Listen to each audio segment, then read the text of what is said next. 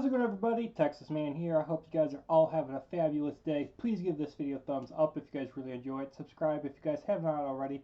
Also, do me the biggest favor of all, hit that bell notification button so you guys don't miss out on future videos or streams here on my channel. And we're going to be talking about Star Wars Resistance Season 2. If you guys haven't had a chance to check out Season 1 of my review for this show, make sure you guys go ahead and do that before you guys continue on in this video. And as always, we're going to be talking about positives and negatives, and I hope you guys all enjoy the review. So as my good friend the Stormtrooper just said, we're going to be talking about Star Wars Resistance Season 2. Of course, you guys can watch this on any digital media outlet. You can get it on DVD and Blu-ray. I ended up watching this season and, of course, Season 1 on Disney+. And to be completely honest with you guys, I know I probably said this in my Season 1 review, the only reason I'm watching this show is because I haven't seen it. I didn't watch it when it aired, and I wasn't impressed with the art style and the art direction and what was this show going to be about. And the only reason I ended up watching the show is to review it, say that I've at least seen it once, and I got it on Disney Plus, so I said, you know what, I'll give it a run through, I'll watch it, and yeah. I know I kind of pretty much breeze through talking about Season 1 because there really wasn't all that much to Season 1. There was definitely some good things that I enjoyed about it, but honestly there was more negative things, and that's why I gave it the 6. I thought it was slightly above average, and I felt like Season 1 didn't get good until like the last 3-4 episodes of the season. And I felt like Season 1 was a lot of character build-up, a lot of storytelling to set up what was going to happen in Season 2. And to be completely honest with you guys, I was right. Season 1 did a lot of setting the foundation for Season 2 to be good.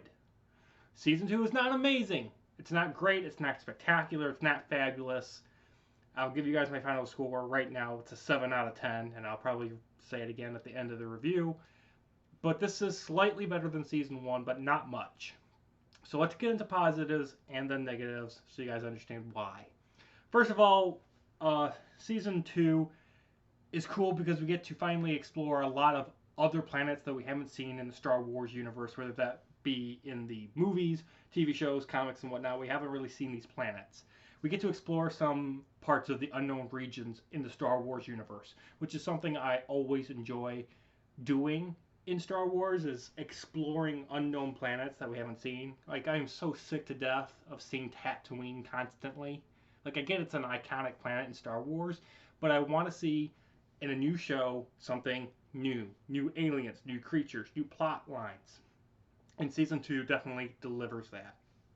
It's cool to see Raz, Torra, Tam, Felix, Doza, General Leia is back. We get to see Captain Phasma, General Hux, Yeager, and many other people return from Season 1, including the pirates.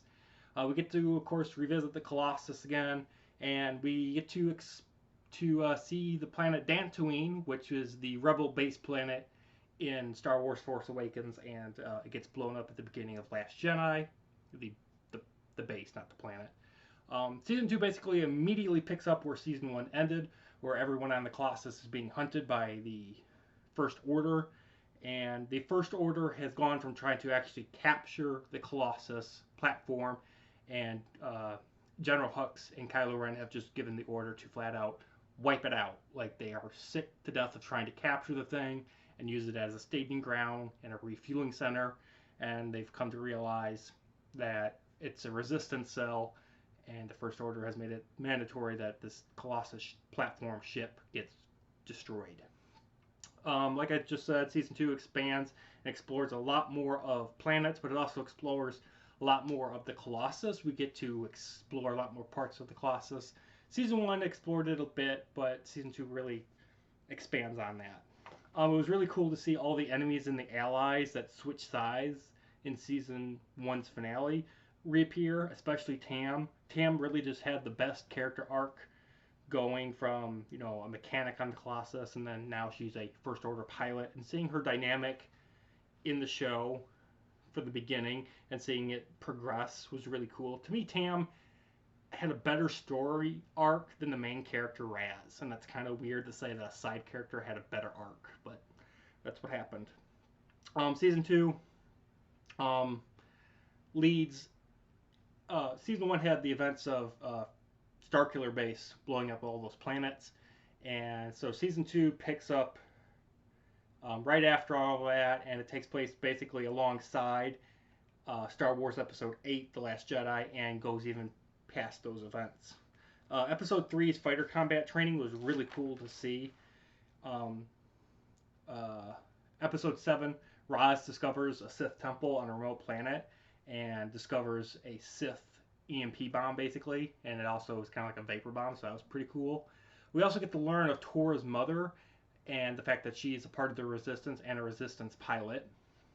I want to go back to Tam real quickly. Tam constantly is struggling between destroying the Colossus and killing all of her friends that are on it, or working for the First Order and becoming a great ace pilot. And then seeing that dynamic, like I just said, seeing that dynamic between Tam, the internal struggle, kind of reminded me a lot of like Vader and Luke and whatnot. I got that sense with Tam. Of course, in the season finale, she does end up returning to the Colossus and her friends after realizing that the First Order is nothing but a gigantic Death Squad army, and they will do anything, whether by any means, to have total domination of the entire Star Wars universe. We also get to see General Hux in episode 11 in person instead of in hologram, so that was pretty cool. Episode 12 introduces a bounty hunter, which is loyal to the First Order, and he's really cool and powerful, and a real powerful threat in the show. And the episode that he's in really just filled with a lot of intense and action-packed moments. They finally say, I have a really bad feeling about this, and Roger Roger in episode 13 and 14.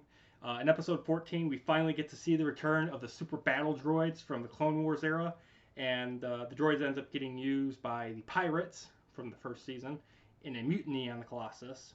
And of course, the pirate mutiny ends up failing, and all the pirates, except for one pirate, gets kicked off the Colossus, and we never see them again. Colossus does finally land on a planet called Eos in episode 15, and it kind of becomes the new home world for them for a brief 2-3 episodes. That was pretty cool. And then, like I said, the show ends in between episode 8 and 9, and the finale, where everybody on the Colossus works together to defeat the First Order that's been chasing them for the past 2 seasons, was really cool to see. And that's it for positives. I want to discuss negatives now. First of all, season 2 is short. Unlike season 1 that had 21 episodes, season 2 has 19. So it's really short. The cringy dialogue continues in season 2. There's cringy dialogue in this season. Not as much as season 1, but it's still there, especially for certain characters, which they just act like Jar Jar Binks, okay? Niku is the most irritating side character I've ever seen in cinema history, almost. Niku is like a Jar Jar Binks in the show, and it's just irritating.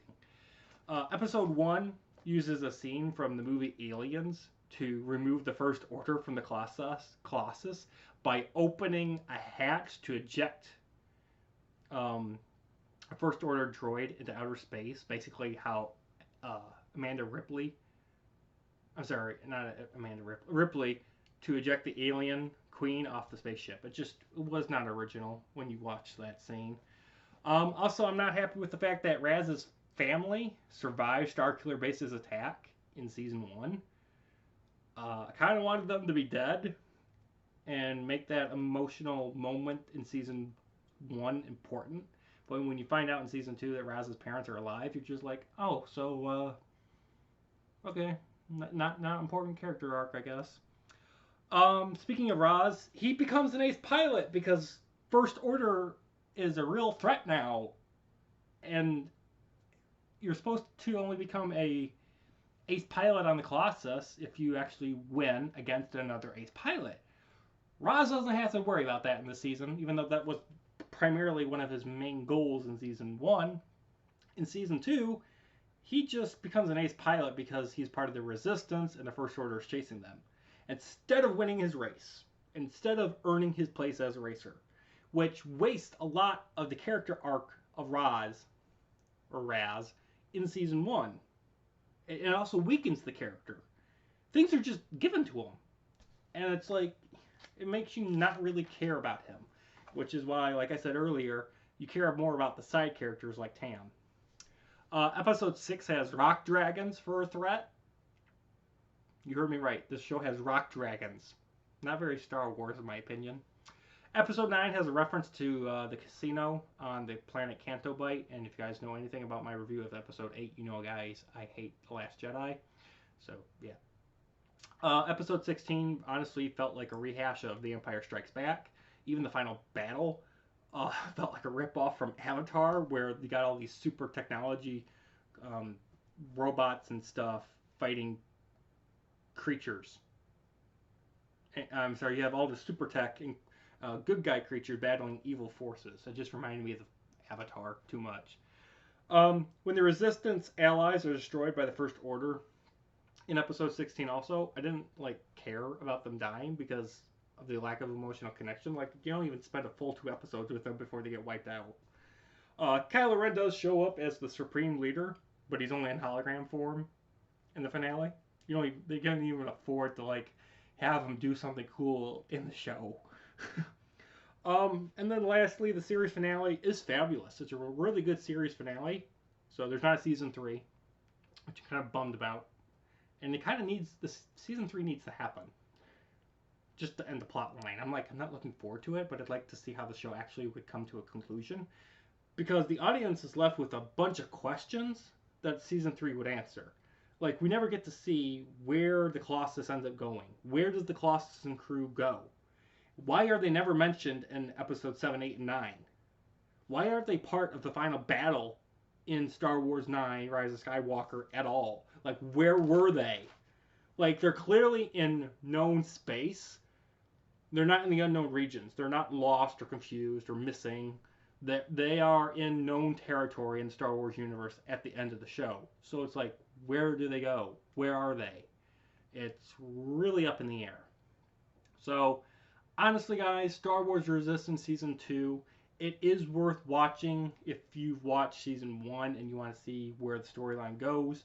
Season 2 is definitely an improvement over Season 1, but not by much. And that's why I'm giving the season, a 7 out of 10. I appreciate all of you guys for watching. You guys all have a fabulous day. I'll see you guys in the next one. Bye, guys.